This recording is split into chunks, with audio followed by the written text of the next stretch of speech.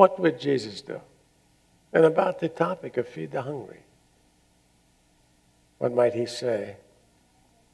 Well, without fear of contradiction, rest assured that regarding being there for our brothers and sisters, his response would include feed the hungry, heal the sick, and lend a helping hand.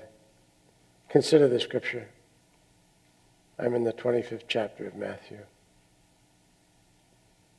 When the Son of Man shall come in all his glory, and all the holy angels with him, then shall he sit upon the throne of his glory.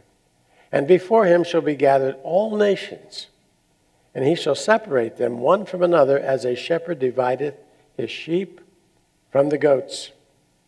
Now there you've got to have an appreciation for some Jewish symbology.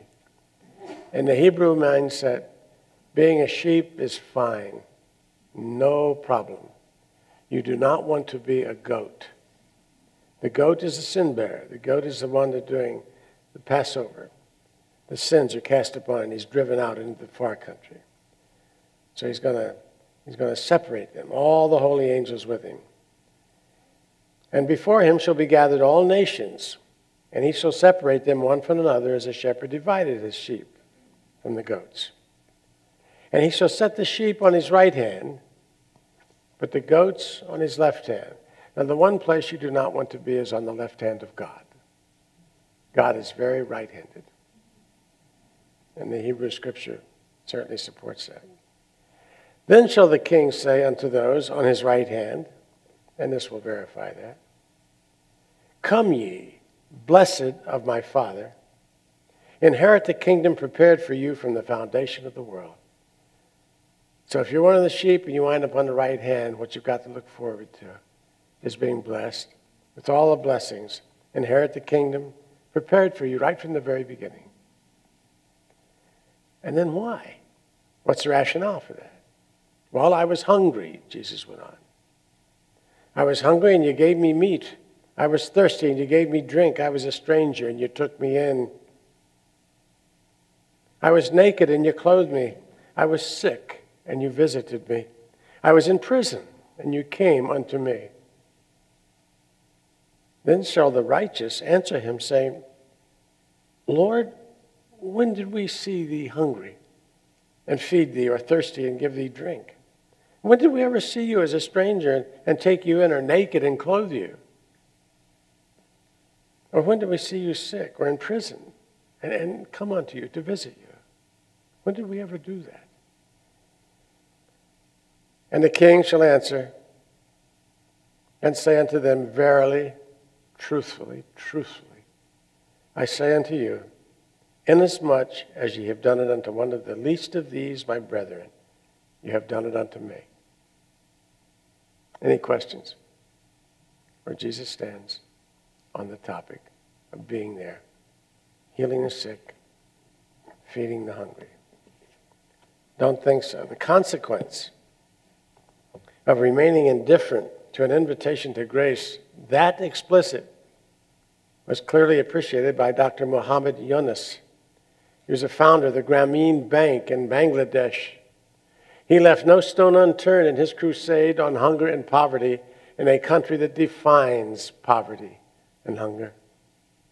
He once observed, as long as one single human being in this vast world dies of hunger or lacks the basic biological resources necessary for survival with dignity, our society will be less than the society mankind deserves. Furthermore, if I do not believe in creating that society, or fail to dedicate my creative energy to building that society, I'll remain less than a complete human being. So, our invitation is to dedicate this evening to rediscovering the sacred connection dedicated to weaving the creation into a seamless kinship of service to all life. We commit this evening to giving thanks for the hidden treasures of the inner kingdom, subtle treasures that we are all heirs to because we share the same impeccable lineage as sons and daughters of the Father, Mother, God. We dedicate this evening to opening our minds and hearts that we might receive all the gifts the Father has built into the existence, especially those moments of reaping we are blessed with the very moment we choose to dedicate our creativity to a brother or sister reaching out a hand for a little love, a little support, a little comfort. Though the times seem to be changing, a closer look reveals that it's only in the details. The promise of this moment is elegantly consistent with the promise of all moments long past. For what was creative principle then is just as surely creative principle now. So let us resolve to respond to that reality by remembering the past is ours. Let us learn from it. The present is ours. Let us fulfill it.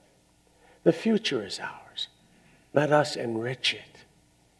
Knowledge is ours. Let us apply it. Disease is ours. Let us heal it. Racism is ours. Let us end it. Bigotry is ours. Let us banish it. War is ours. Let us render it unthinkable. The environment is ours. Let us preserve it. Peace is ours. Let us claim it. Democracy is ours. Let us protect it. America is ours. Let us ennoble it. The world is ours. Let us serve it. The dream is ours. Let us claim it. Truth is ours. Let us embrace it. And for all that, and so much more, let us be grateful and affirm, this is my Thanksgiving Day, right here